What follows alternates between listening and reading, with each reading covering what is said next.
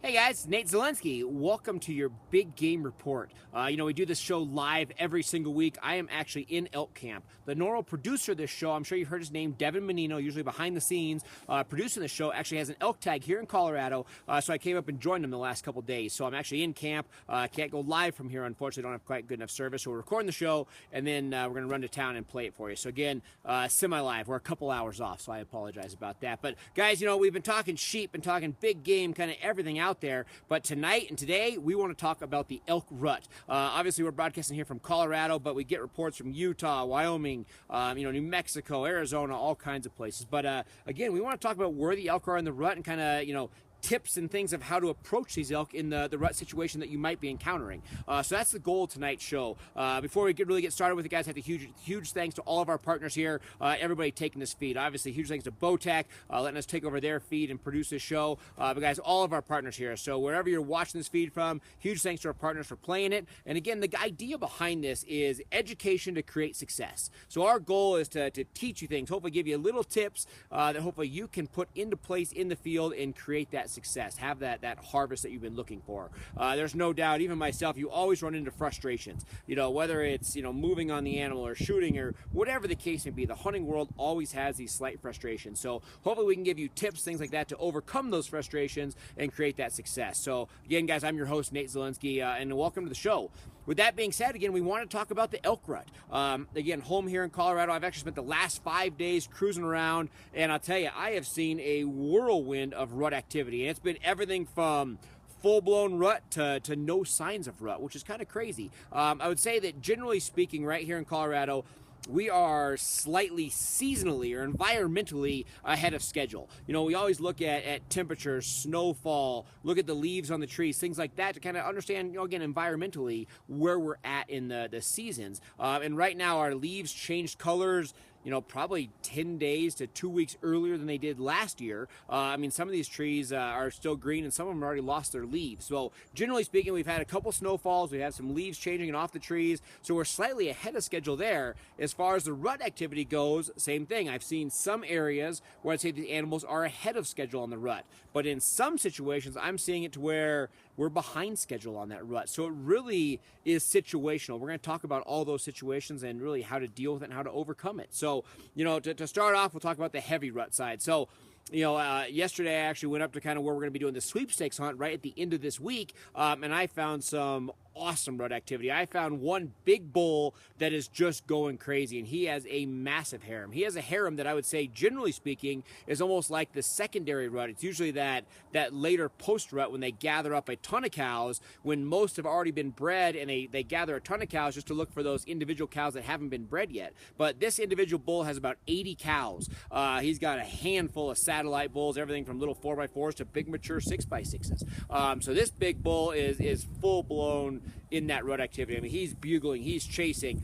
It's easy to find him. You just listen for a ton of bugling, hear cows chirping. There's a lot going on in that situation. So a bull like that, rutting hard, there's too many animals to sit on a water hole. So that's the type of animal that you just approach. I don't even call to him. I just approach quietly and sit on the outside of that harem. And as this big bull is running around, checking those cows, chasing those cows, trying to manage a group of, 80, 90 animals. And as he comes around managing those animals, a lot of times that big bull gives you that shot opportunity. So if you're in a situation where you have big harems and or heavy rut activity, it's easy for us, the hunter, to fall into this calling situation, which we're going to talk about calls here in a second. But when they're rutting hard, they're bugling, especially when they have a lot of animals. That's the biggest key. When they have a lot of animals, that animal is going to be moving around managing those animals. Let those cows get spread out a little bit on their way to beds, or as they come out of bed. And whenever those cows start mingling around, that bull is going to be running those cows, keeping them in line, just keeping them in check.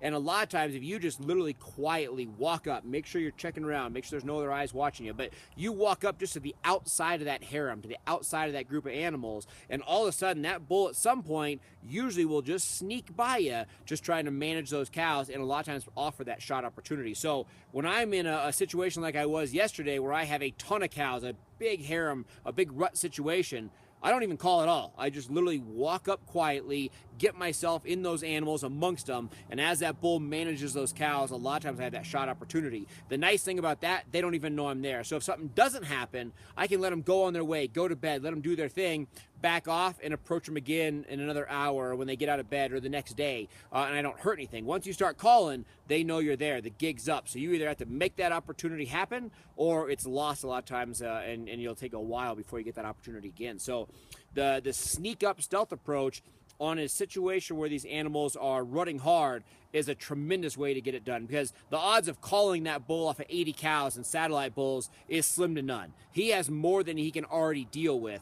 and the chance of losing a fight and losing what he has is not on their mind. They're not going to take that chance to lose that opportunity. So in that type of situation, we really do, again, the opportunity of let them do their thing. As they're managing those animals and sneaking around, just sit on that outside, it'll present that opportunity a lot of times to make that shot and create that success. So that's on that side of the aspect and that spectrum. I also went to another area. This is happening both low country and high. So from extreme elevations of 13,000 feet, snow and cold, to 6,000, 7,000 feet lower grasslands. Again, I'm seeing rut activity and not rut activity in both of these. I found another group of bulls the other day that I had 3 bulls in. They were bugling a little bit, but I had 3 bulls together, no cows. I had a fairly big, mature 5.5-year-old, big 6x6, had a 5x5 and a 4. So I had multiple generations of bulls there. And I don't know if they just haven't been around cows that are in heat to where they really just haven't found cows. They were up in the high country. Or if it's a situation where they're just not quite into it. A lot of times these bulls will go check cows, and they'll go check a group of cows. And if those cows aren't in heat, if the cows aren't close to being ready, those bulls will stay independent just because it's too much work to manage them until they go into heat. And they'll kind of back off. So again, the bull's either not ready or hasn't quite sensed it yet, or he's checked cows and the cows aren't in heat yet, so he's pulled back. But regardless, I found some bachelor groups of bulls, which is a great opportunity. Those bachelor groups of bulls, one, you can sneak up on them because there's not that many animals, so just the walk up and approach like we talked about earlier is a great method. Two, a lot of times you can really get kind of excited on the cow calls, and they'll think that there's finally a cow in heat. Think there's finally something going on, and a lot of times, especially as those bulls just start to look, you can pull those animals in. So that's a great technique there, and something kind of starting it off. We actually called in a bunch of bulls yesterday that were independent. Again, it was right on the cusp to where these bulls have not built a harem yet, but they're starting to look. They're starting to bugle, trying to locate cows. You can tell they're sniffing the ground, sniffing the air. You can tell these bulls are right in the cusp of starting that rut, but they're not quite in it yet. Now, yesterday we had the situation of hunting an area that had some pressure. So we had a situation where there had been hunters, both archery hunters and muzzleloader, because the seasons kind of coincide right now in Colorado. So we had a bull that we know had been hunted for multiple days. We know this bull had pressure. He's had calls to him. One of my buddies, actually Devin, was watching these bulls as they got pressured. So we knew this bull maybe might not be approachable with a call. We know if we went in there cow calling and bugling, he's heard it. We know he's not quite rutting yet. So again, just not quite right. So with that approach, we actually went in super early. So we got in really early. We knew this bull was kind of off this finger, kind of eating on some grass, and we actually went one ridge over. So not right on top of him, 400 or 500 yards away, but close enough to where he could hear calls. And just before light, about 15, 20 minutes before we went light, we really lit up on a lot of cow calls, no bugles, and we acted as if we were just an active group of cows. So not trying to call him in, not doing the plea calls, but more just acting like random elk feeding, to where we wanted that bull to think we were just 3, 4, 5 cows just feeding in his bottom, and that bull would want to approach us because he knew we were just a bunch of cows. With this much cow talk and no bugles, it was fairly convincing that this bull would just be like, hey, I don't know what's quite happening here, but there's a lot of cows there. Let's go check them and just see if they're getting into heat. So in that situation, it's all about multiple calling. So whether you have 3 or 4 guys in the woods and you can all call together, or you can have a way to mimic multiple calls, whether you're using a diaphragm and a hand call like a hoochie mama or something like that. The whole concept is multiple calls. In that situation, I was actually just running 2 hand calls. So with a diaphragm, I can only run 1 at a time, but using something like this, like a Hyperlip by Primo, it's very simple. One's got a tone converter, one's wide open, but I actually do 2 calls in my mouth at the same time and just rotate and double up, and you sound like that group of cows. And in this situation, we started early before light, did these calls, and this bull didn't want to bugle because he had been so abused with calls the last couple days. He would almost just grunt. You would hear this bull just kind of making, like a growling bear almost. But this bull would make these noises when we started that call set. And sure enough, at first light, that bull came right into 30 yards. Ended up passing him up. He wasn't quite what Devin was looking for, but the situation worked fantastically. So in that type situation, again, instead of pursuing the bulls and really calling hard, if it's in the right situation. Again, I'm the last one to preach over calling. I always think that less is more. But in this situation, instead of, please to tell the bull to come to you, I'm just acting like a normal group of cows in the grasslands, in the bottoms, near some water. I was just pretending to be that group of elk. And I'll tell you what, it was too much for that bull to handle, and he came screaming in. And this has worked year in and year out, especially not so much when you're working a bull that already has cows. You're working independent bulls that are just on the cusp of going into rut. Again, be that whole harem of cows where you're like, hey, you don't have to do any work. Come in, join our group, take over our group, and you got a harem. So in that situation, again, for me, it's all about double calls to where, start off subtle and then kind of work in that second call.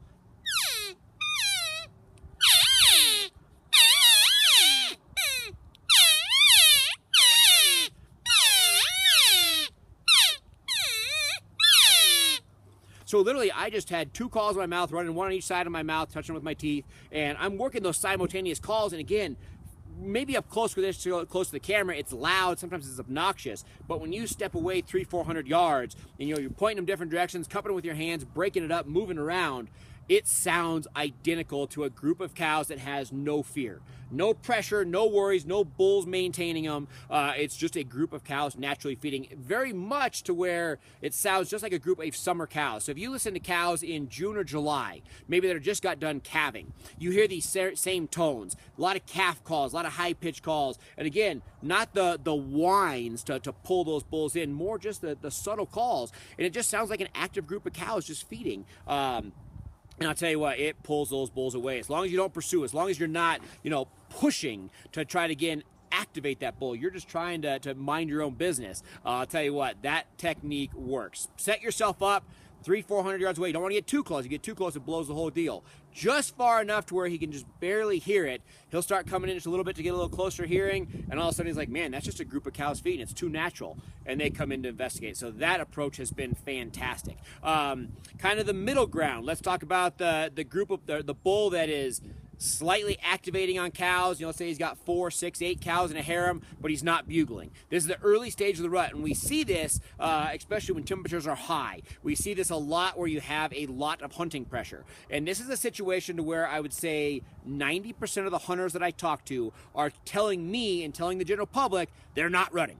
All I hear about, I talked to some hunters today when I was driving out, and we're like, man, the rut hasn't started. There's no talking going on. And these bulls are not bugling during the day, but at night, they're still breeding. So again, the active cows, the cows that are in heat, these bulls are breeding in the dark. And again, they're doing some bugling, not a ton, but they're bugling at night. But they know that the hunters come out during the day, and they know that that's when all the calling takes place. And they've literally just become call shy to where the rut is taking place, the breeding is taking place, but you're not getting this big interaction. So again, it can be either the early stages of the rut due to heat, and or over hunting pressure. So there's a kind of a group of things that puts these animals in this quiet time. But again, a bull will be associated with the cows. So if you see bulls with cows, more than likely there's some sort of interaction happening there. So when you see that interaction happening, they're with the cows, but you don't hear that bugling, go out at 1 a.m., 2 a.m. And I'll tell you what, you go out that early, I bet you anything you'll hear bugling. It might not be a ton, but you will hear those bugles here and there. It was happening that way. We went out about 2 a.m. this morning just to see what was happening, and sure enough, heard bugling. The second it got light, shut up. And again, overpressure, high temps, and the rut just barely starting. So that's that situation. On that situation, as long as we know that breeding is taking place at night, we know that these animals need to drink. So that's the ultimate situation for hunting a water hole. Again, there's not too many animals to bombard the water hole, but again, calling's maybe not quite going to be the technique to do it. So in that situation, try to find an active wallow or water hole that those animals are using. Watch where they're at. Try to go out there and watch them from afar with a spotting scope, but figure out where these animals are moving around. Try to find those aspens that are associated to water. Find a creek. Find those water holes. Seek them out. Search them out. Don't push them out of their beds, but find those water holes and set up at your furthest shooting capabilities from that water hole. Get your wind right. And I'll tell you what, that's the ultimate situation for hunting that early stage rut, call shy animal. Again, you're not putting a lot of pressure on them. You're sitting on that water. Most cases that we're seeing right now here in Colorado, I'm seeing these animals water right after they get out of bed. So these animals are feeding all morning, doing their morning gig, and they're going to bed. And when they get out of their bed, they're actually coming in and doing the water hole thing. So again, I'm getting out in the woods at 1, 2 o'clock in the afternoon, getting set up. These animals have been getting out of their bed, for me personally, right around that 4 p.m. to 6 p.m., coming down, drinking, and then starting their nightly activities of feeding, and the bulls are breeding. So that's that situation. So those are how I'm breaking down the 3 hunts that I'm encountering here in Colorado. Utah seems to be right about the same thing. Most of the areas in Utah, I see the very inconsistent rut right now. We know that certain areas in Utah are just getting hammered with rut activity, and some of these bulls are still independent. Seems like New Mexico is being a little bit more fluid. Seems like New Mexico right now, a lot of consistency with the rut. I'd say it's still early stages, but we're seeing a lot more calling, a little bit more rut activity in the New Mexico area. Same thing with Wyoming. I'd say it's a little more inconsistent than the New Mexico stuff, but seems like Wyoming right now is a little bit more favored to rut activity than we're seeing here in Colorado. So that's kind of the rut report, we'll call it. But again, think about those situations. So many of us hunters have one plan. We've had success calling in the past, or we've had success sitting on water in the past. So that's what we do. We stick to that one style and we beat it. And it literally turns into that situation of do or die. You're either very successful or you're not successful at all. Think about your situation. Adapt new habits. Sorry about that. Had a little wind gust come up and tipped the camera over. So think about the situation that you're in. Don't stick to your old habits. Think about the individual situations. Again, heavy rut, pre-stages of rut, or very early, non-rutting situation. And think about the ultimate way to harvest those animals. Again, big rut activity, just sit outside that harem, let them walk by you. That middle ground where they're just starting to rut, not so much bugling, but they're with cows, it's starting, a lot of breeding at night. That's the situation. Find those water holes. It's going to create that success. Find that water hole, sit on it all day if you have to. Sit on that water, give it a couple days on that water, it'll be successful for you. And that early stage, again, when bulls are, the next couple days, next week or so they're going to start, try that multiple call set. Again, I'm using 2 cow calls, but get a couple buddies to call with you and set up to the side of the animals. Don't engage to the animals. Don't push the animal. You're not moving at all. You're staying put. Find a nice grassy meadow. That's the biggest thing. If you do that big multiple call set in the middle of the timber, the bulls are going to know it's fake. Go down to a nice meadow. Do all those calls from a meadow, from a creek bottom.